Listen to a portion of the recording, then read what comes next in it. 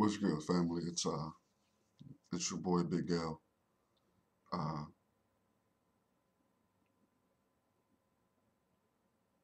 there's a lot on my mind right now, but sometimes there are things that uh, take place in our lives that shape us and mold us in such a magnitude that when you look at yourself, you can run back to a particular instance in a particular place to say that was the thing that shaped this person. Uh, the past couple of days, uh, my dad has been incredibly uh, heavy on my mind, and uh, I really miss him. Uh,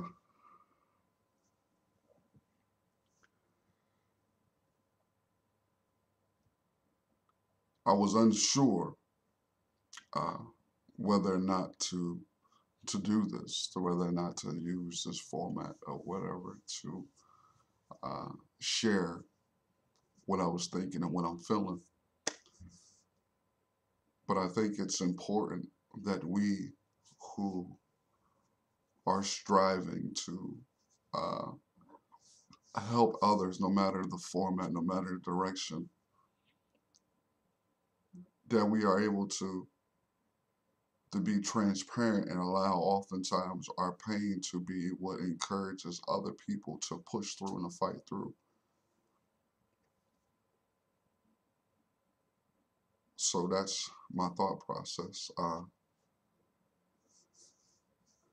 lot of people who know me now have a very little uh, insight to my history of where I've been, what I've done, where I come from. And this is not necessarily an introduction to uh, Big L. That's not the purpose. When I was riding today to on the highway, I was thinking about my dad quite heavily and just wishing that he was here so I can talk to him, so I can uh, have a conversation to just be in his presence because there's something about parents, uh, particularly parents who have played a positive role. And of course, there are some parents where, you know, they failed in doing what they needed to do.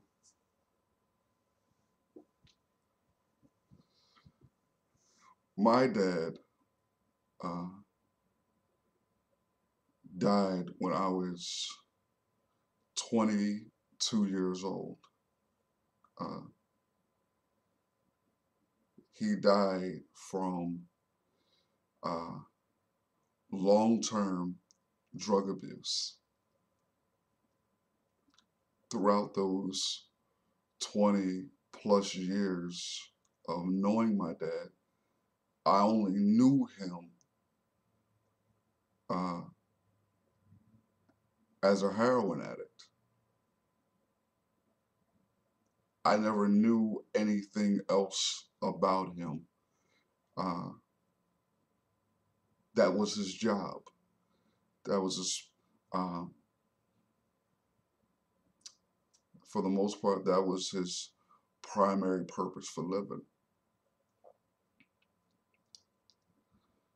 He died from long term drug abuse, which essentially he had HIV that he contracted from his long term drug abuse, which, you know, led to him having AIDS. And he actually died from AIDS related cancer Uh,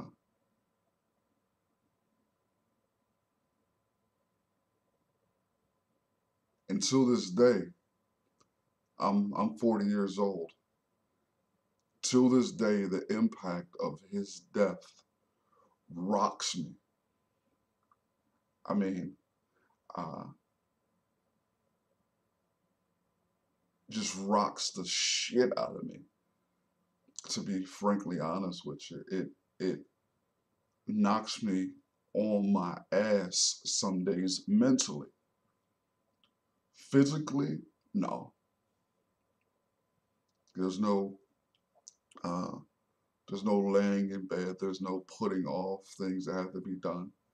But mentally, on the inside, I'm combating with myself and dealing with the raw emotions of missing him, combating the memories of failures by him, uh, and it can be incredibly difficult at times.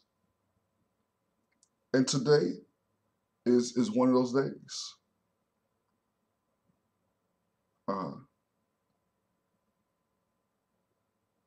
I have tons of positive memories of him, tons of things that I learned from him that I till this day still emulate. A lot of my morals and values come from him, in spite of his addiction. Uh, he was a man.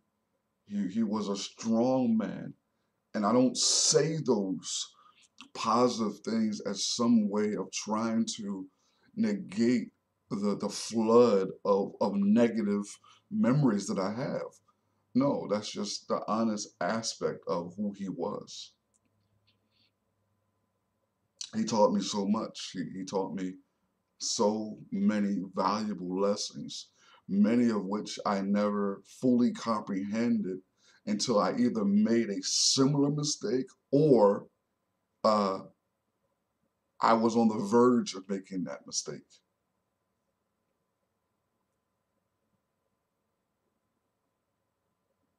There's so many things to say about my life as a child.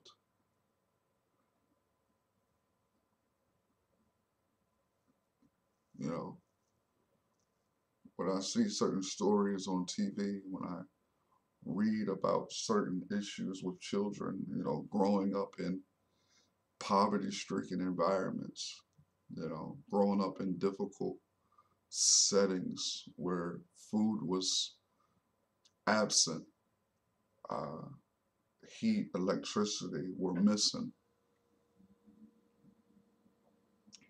I can definitely relate. But when I think about my dad and what I've been thinking about is as I'm pushing forward and I'm trying to do things for my people uh,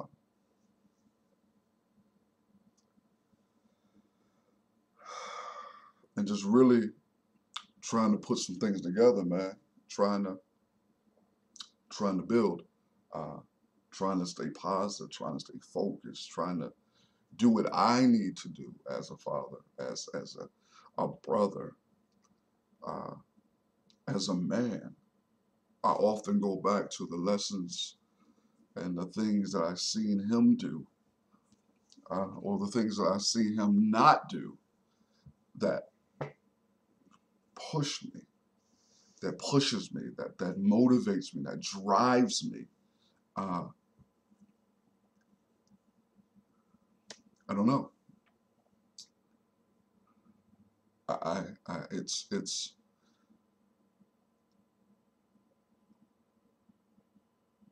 I hear people a lot of times talk about how when we have a loss of a loved one, how uh, someday the pain is going to go away.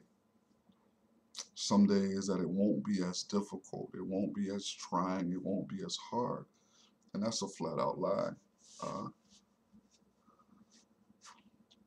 There'll be days where it won't be as difficult, but grieving and grief, I believe, is a lifetime event. Now, there may be certain stages of it where it may plateau and go even become even more of a collision in your life, because that's what it feels like. It feels like when I'm sitting and out of the blue, literally, I get hit with a collision, a wave, a tidal wave of emotions, memories, desires, uh, a hunger for the presence of my mom and dad. It literally just feels like it can take me away. But I would love to say things like, if it wasn't for Jesus, you know, if it wasn't for this, uh, it would, I would have been swept away. And that's not a denial of any way of the power of either one of those things, whatever you may choose to gravitate to. But the reality for me is what anchors me is the fact that I've been hit with that tidal wave before. I've been in that collision before. So I come to when I get and get that jarring of the emotions, that jarring of the thoughts and the desires of wanting to be with my parents is not some uh, new experience. It's something that I've had before. I've been hit with that. So when I'm writing and out of the blue, I'm hit with like, damn, I wish I can call my dad and just hear him, say, hey, bro, Elgin, hey, Manny, man, whatever he says to me in his voice, that which is always so calm to me, just to hear him say, keep on, man, keep pushing.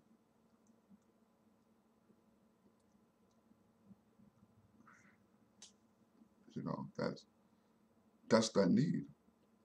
But I've had that need for such a long time.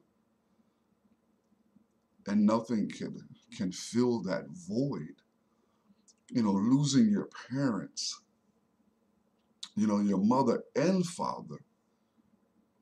For me, it feels like a piece of my very being is missing. And I've tried multitudes of things. You hear me? A long list of things to replace those people. I've tried people. I've tried particular vices, whether it be sex, drinking, or a multitude of things to fill that void.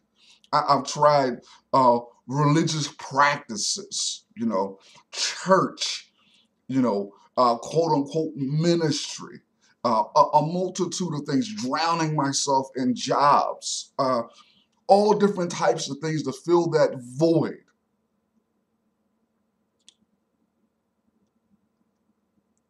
Nothing fills it. Nothing fills it. When I was younger, I felt like, maybe I'll get a tattoo. And for you, that may be, something that you may not be able to relate to, but that's all right.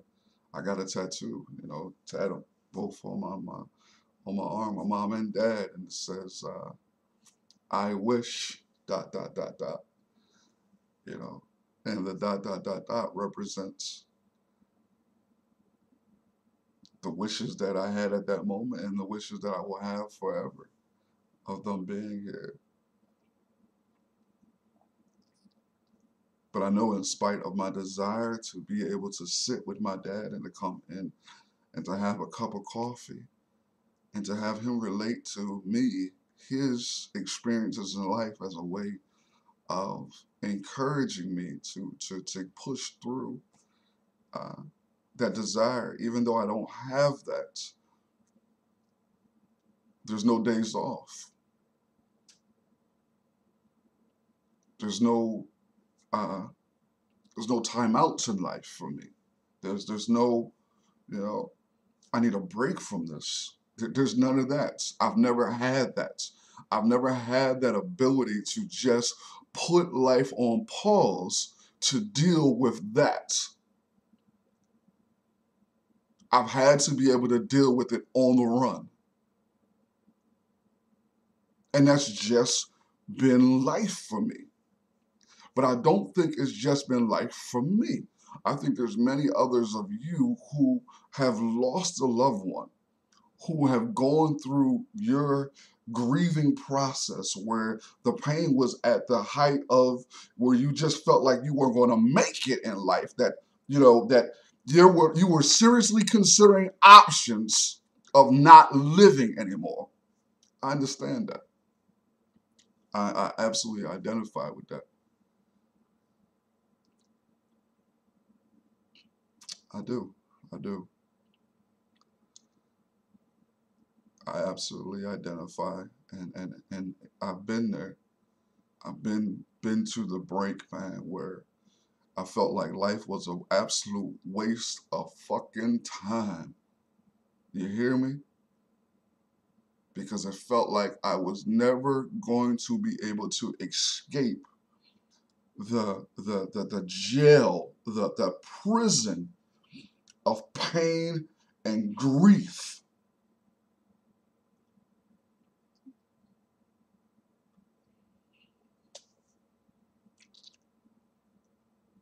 But I'm still here.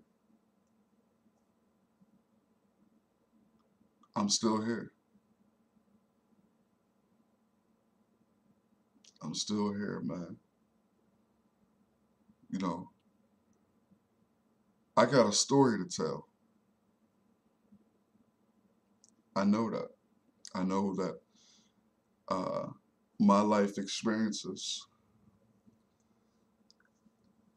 my pain can be encouragement for someone. I understand that. I understand that. And people are pushing, desiring, hey, El, you gotta get the story up, man. You gotta tell people your story. Oh, you gotta write, bro. You gotta let them know. But what I don't think they understand is that, yes, I know that. But in me writing, in me sharing that, in me doing that, it's a reliving of that pain. Do you grasp that? It's not, one of those things for me at least where it's just like I can write and share, you know, me and my sister's dumpster diving, me stealing at 10 clothes for my sisters, that, me sitting in front of a judge at 10 years old for being, arrested for shoplifting with absolutely not even caring what he say, because my whole mentality, my whole purpose was my sisters. That was my greatest fear, not being there for them. That's it. It wasn't my own safety, it wasn't my own well-being, it was for them.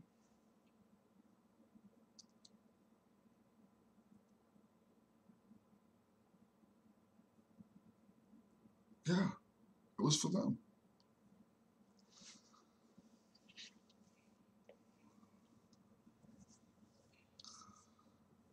I have days sometimes where I know that, you know,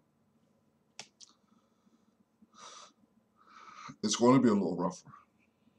But I know there's a number, man, a large number of people who are depending on me to be me. So the ability to sit back and to take that time to deal with whatever is going on with me at that moment is not available. So I bitch just push through. I just push through. And I wonder, is that something that my dad would do? Is that something that he was able to do? I wonder, man. So what I've decided to do is I've decided to share these thoughts uh, with whoever watches, uh, and hopefully somehow this will encourage you, uh, spark a conversation, whatever it does. I hope it does it in the positive. Uh, I appreciate all you guys who will watch and share. Uh, yeah, I'm working on a book, working on several books actually. Uh, Working on a book, telling my story.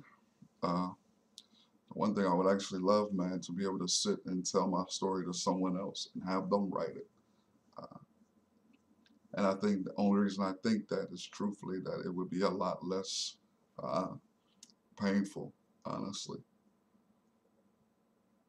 I can sit back and talk and not have to read the words because if I think it and write it, I think it'll be almost like a dual collision, if that makes any sense to you. But it's your boy, Big L, man. I love y'all. I thank you for taking this time to uh, watch this.